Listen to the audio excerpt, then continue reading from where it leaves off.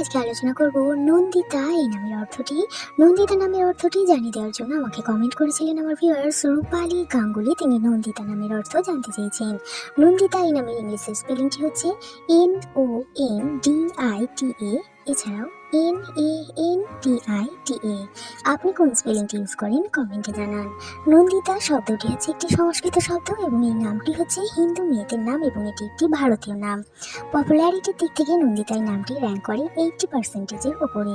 নন্দিতা নামে শুভ সংখ্যা, শুভবার, শুভ রঙ একটু জেনে নেওয়া যাক। নন্দিতা নামে শুভ সংখ্যা 2, 3, 5, 9।